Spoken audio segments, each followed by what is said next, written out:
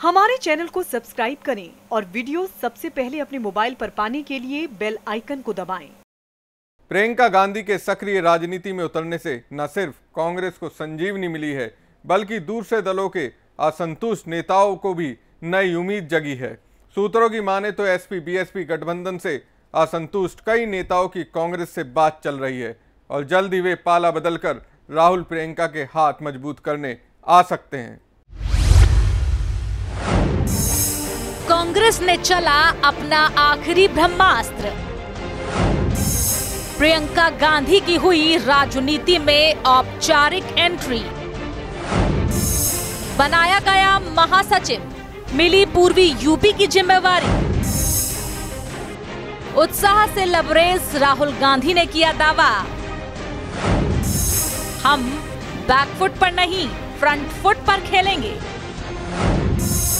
माया अखिलेश के खिलाफ बोलने से भी रखा परहेज।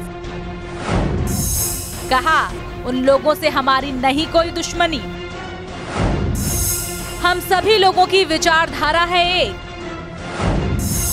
बीजेपी ने कांग्रेस पर कसा तंज। ये राहुल गांधी के फेल होने का सबूत। देर आए दुरुस्त आए, शायद वही हुआ कि जिसकी मांग कांग्रेस कार्यकर्ता करीब 1.5 दशक से कर रहे थे। प्रियंका में लोगों को इंदिरा गांधी का अक्स दिखता है, सो बहुत से लोग राहुल के राजनीति में कदम रखने से पहले ही प्रियंका को राजनीति में लाने की मांग कर रहे थे। लेकिन पता नहीं क्यों प्रियंका ही दिलचस्पी नहीं ले रही थी। लेकिन इस बार राहुल गांधी ने अपना आखिरी ब्रह्मास्त्र चल दिया है। प्रियंका को महासचिव बनाकर पूर्वी यूपी में कांग्रेस का झंडा बुलंद करने की जिम्मेदारी दी गई है।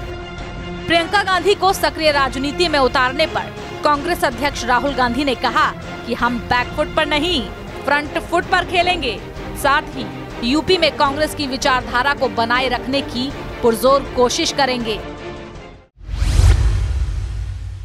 बैकफुट पे कहीं नहीं खेलने वाले हैं। हम ना गुजरात में बैकफुट पे खेलेंगे, ना उत्तर प्रदेश पे बैकफुट पे, कहीं भी हम बैकफुट पे नहीं खेलेंगे। और हम राजनीति जनता के लिए करते हैं, विकास के लिए करते हैं, और जहां भी हमें अपॉर्चुनिटी मिलेगी हम फ्रंट फुट पे खेलेंगे। और मुझे लगता है कि इस स्टेप से उत्तर प्रदेश में एक नए तरीके की सोच आएगी।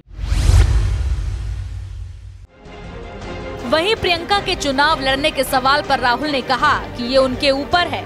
उन्होंने कहा कि मैंने प्रियंका और ज्योतिरादित्य को 2 महीने के लिए यूपी नहीं भेजा है, बल्कि कांग्रेस की विचारधारा को यूपी में फिर से मजबूत बनाने के लिए कहा है। मुझे उम्मीद है कि वो दोनों मिलकर यूपी में कांग्रेस को मजबूत बनाएंगे। प्रियंका को और ज्योतिरादित्य को मैंने उत्तर प्रदेश 2 महीने के लिए नहीं भेजा है। मैंने प्रियंका को और ज्योतिरादित्य को मिशन दिया है कि उत्तर प्रदेश में कांग्रेस पार्टी की जो सच्ची विचारधारा है, गरीबों की विचारधारा, कमजोर लोगों की विचारधारा, सबको लेकर आगे बढ़ने की विकास की विचारधारा, उसके लिए लड़ना है। और मुझ में पूरा भरोसा है कि प्रियंका और ज्योतिरादित्य काम करेंगे। राहुल ने एसपी-बीएसपी के साथ बातचीत के अवसर खुले होने की भी बात कही और कहा कि माया अखिलेश से उनकी कोई दुश्मनी नहीं है। उन्होंने हमें गठबंधन में शामिल नहीं किया, ये उनका फैसला है, लेकिन हमारे दिल में उनके लिए प्यार है, कोई नफरत नहीं। हम तीनों ही बीजेपी को हराने के लिए लड़ रहे हैं और जहां भी जरूरत होगी हम उन्हें सहयोग करने के लिए तैयार हैं। मायावती जी और अखिलेश जी का मैं पूरा आदर करता हूँ। मायावती जी और अखिलेश जी ने अपना गठबंधन बनाया और हम तीनों का लक्ष्य बीजेपी को हराने का है। तो हमारा कोई मायावती जी और अखिलेश जी से कोई दुश्मनी नहीं है, प्यार है, मगर हमें कांग्रेस पार्टी की विचारधारा के लिए लड़ना है। राहुल ने कहा कि यूपी में कांग्रेस की जगह बनाने का काम हमारा है। जगह बनाने के लिए ही हमने ये बड़ा स्टेप लिया है। उन्होंने कहा कि यूपी की जनता, युवा और किसानों को हम कहना चाहते हैं कि आपने बहुत समय जाया किया। बीजेपी की सरकार बना रखी है, उन्होंने पूरा यूपी बर्बाद कर दिया, इसलिए इन्हें हटाइए और हमें लाइए। अब आपको दिशा देनी होगी। हम किसी जाति और धर्म की बात नहीं करेंगे। जो यूपी के युवा को चाहिए वो कांग्रेस ही दे सकती है। हम उत्तर प्रदेश की जनता को कहना चाहते हैं कि देखिए, और युवा को कहना चाहते हैं और किसान को कहना चाहते हैं कि देखिए, आपने अब बहुत समय टाइम जाया किया है। यहाँ पे आपने बीजेपी की सरकार बना रखी है, बर्बाद कर दिया उत्तर प्रदेश को, पूरा उत्तर प्रदेश जानता है। तो अब आप इनको हटाइए, हम आपको एक नया डायरेक्शन देंगे और हम चाहते हैं कि उत्तर प्रदेश नंबर 1 प्रदेश बने। और जो यूपी के जो युवा हैं, और मैं किसी जात, किसी धर्म की बात नहीं कर रहा हूं, अगर आप यूपी के युवा हो, आपने अपने प्रदेश को देखा है, किस प्रकार आपके प्रदेश को नष्ट किया गया है, आपने भ्रष्टाचार देखा है।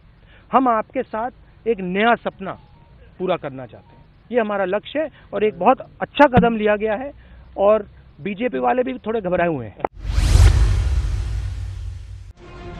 प्रियंका गांधी को यूपी में पार्टी महासचिव बनाए जाने पर बीजेपी की ओर से तीखी प्रतिक्रिया आई। बीजेपी प्रवक्ता संबित पात्रा ने कांग्रेस के इस फैसले को परिवारवाद से जोड़ा।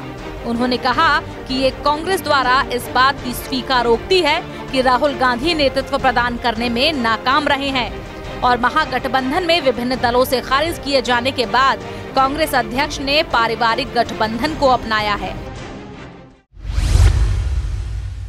हम बधाई देना चाहते हैं कांग्रेस पार्टी को। सार्वजनिक रूप से जिस प्रकार से कांग्रेस पार्टी ने राहुल गांधी जी, जो उनके वर्तमान के अध्यक्ष हैं, उनके नाकामी को घोषित किया है कि राहुल गांधी जी फेल हो गए हैं, इसलिए राहुल गांधी जी को अब प्रियंका जी, जो उनके परिवार से ही है, उनकी बैसाखी की आवश्यकता है।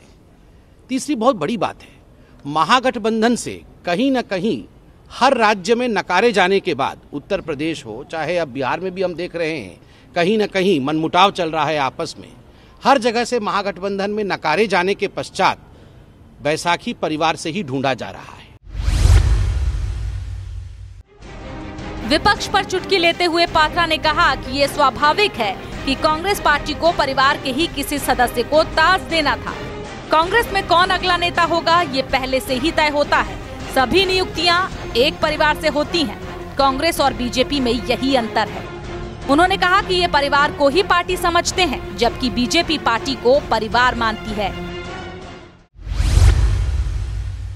केवल एक ही परिवार से देखिए, भारतीय जनता पार्टी और कांग्रेस पार्टी में एक बुनियादी फर्क है। जहां भारतीय जनता पार्टी में पार्टी ही परिवार है, वहां कांग्रेस पार्टी में परिवार ही पार्टी है।